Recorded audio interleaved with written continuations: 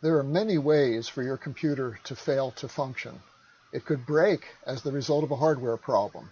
It could be stolen. You could lose it in an earthquake. It could be carried away in a tornado or float away in a flood. Or you could erase your files accidentally, which people do. And now we can add another cause of data loss, a failed upgrade to Windows 10. It happens, and if you don't take proper precautions, it could happen to you. So in this video, I'm going to give you a very quick overview of how to back up your computer. I'm going to move fast, and I'll skip over some of the steps just to keep things moving. This is not a tutorial as much as it is a familiarization session. Yes, you'll learn how to back up. No, I won't take it slowly. Maybe we can do that in another video if there's enough interest. When I say backed up, I mean fully backed up. Not just your documents and your photos and your music. I mean everything. The programs, Windows itself, all those cryptic little notes that Windows writes to itself all the time, and the structure of your hard drive, the master boot record, the partition tables, that little hidden partition that doesn't show itself and that you probably don't know exists. It's there and it's important, and you have to back it up. A full backup, either an image of your hard drive contained in one big file, or a full physical copy of your hard drive, which I would call a clone, is like a spare tire for your car. If your computer's primary drive died tomorrow, you could hook up the clone, reboot your computer from it, and have immediate access not only to all your files, but also to all of that software that you use, including all of the settings and the configuration changes that you've ever made. So this is something you should be doing, backing up regularly. Some people do, most people don't. Okay, here we go. If you don't have one, get yourself a baby backup drive. It's cheap, it doesn't require the old clunky power supply, and if it only saves your sorry skin once, it's well worth the $60 to $100 that it'll cost you. Most of you can get away with a 1 terabyte drive. If you want bigger, go for a 2 or even a 3, and they sell 4, 6, and 8 terabyte backup drives now. I like the 1 and the 2 terabyte backup drives because they're not cutting edge technology, and you don't want your backup drive to fail on you. I prefer Seagate, Western Digital, Toshiba, or HGST as brands. They're all common names. So run down to Staples or Best Buy or Micro Center and pick one up. Go ahead, I'll wait. Okay, you're back. Good. Now plug the backup drive into the side or the back or the front of your computer. Virtually all of the backup drives now have a USB 3.0 interface, which means that they run faster than the old USB. If you can look at the end of this cable, let's see, it's got a blue tip. Can you see that? If your computer has a blue socket to match, plug in blue to blue and you'll get 5 times the speed that you would with an ordinary old USB 2 connection. So that's worth doing.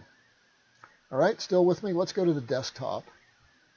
We're now going to open up a browser. I'll open Google Chrome.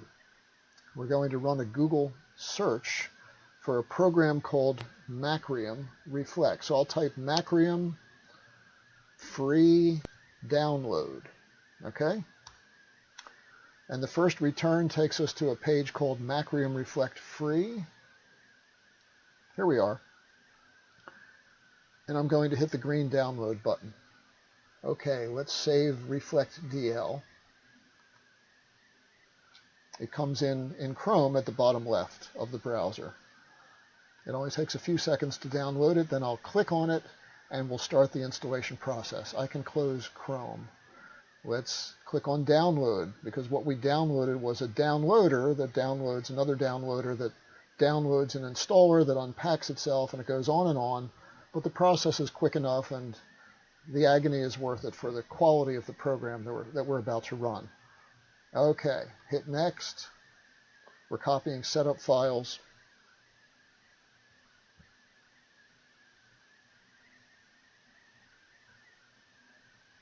Preparing to install. Next, accept the terms of the license agreement. There's a license key, but we really don't need that number. Do you want to register your free copy of Macrium Reflect? No, we don't have to do that. hit next, hit next, hit install. This will just take a minute.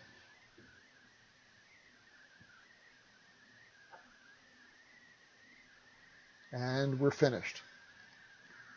Now look around on your desktop. You'll find the Macrium Reflect icon. It's got two arrows pointing to each other. Here it is in the upper left-hand corner of my screen. That's the program. Let's open it. Double-click it.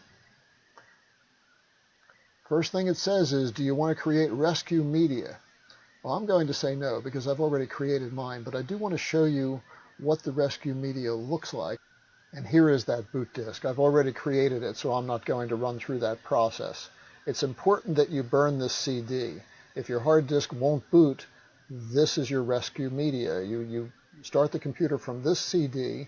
It's got a copy of Macrium Reflect that's customized for your computer with all the right drivers contained on here.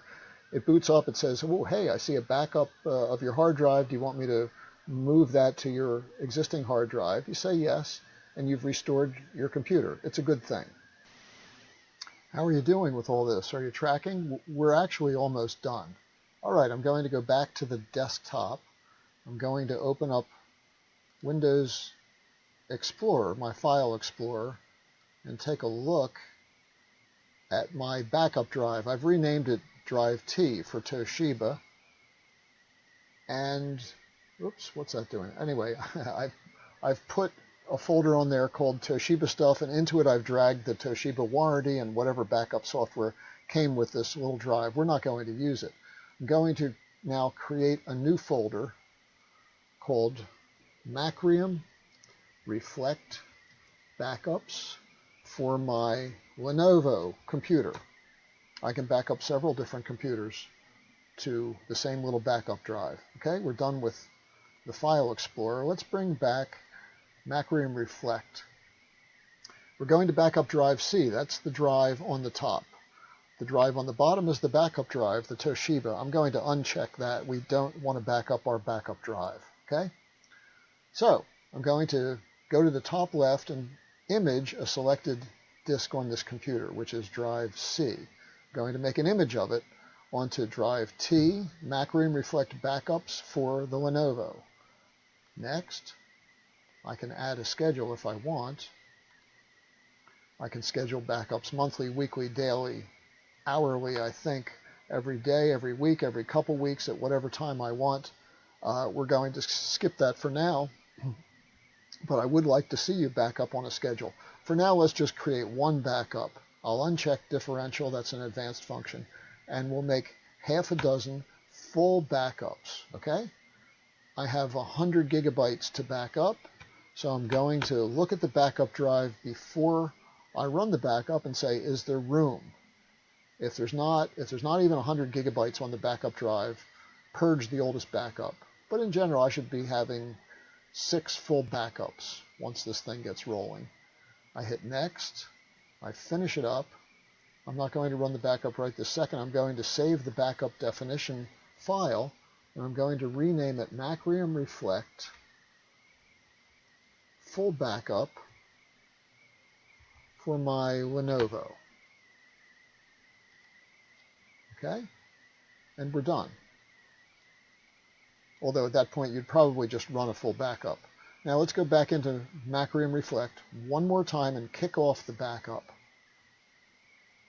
I go to the second tab on the right side, Backup Definition Files. Here's my backup definition, Macrium Reflect Full Backup for the Lenovo. I go to the Start button, which is the 6th icon from the left, 1, 2, 3, 4, 5, 6. If you hover the mouse over it, it says Run Backup Definition. I don't know. I'll hit it. I'll do a full backup, and away we go. I estimate this backup will take about 10 minutes. It's figuring out how much time is remaining. It's doing an analysis of drive C.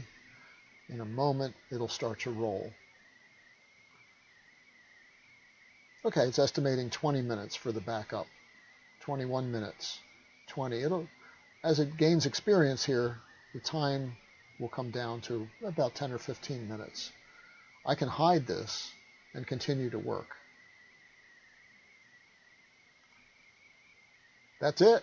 We're done. Congratulations. You've learned how to do a backup. Please, please, please do a full backup before upgrading to Windows 10. You may be glad that you took that precaution.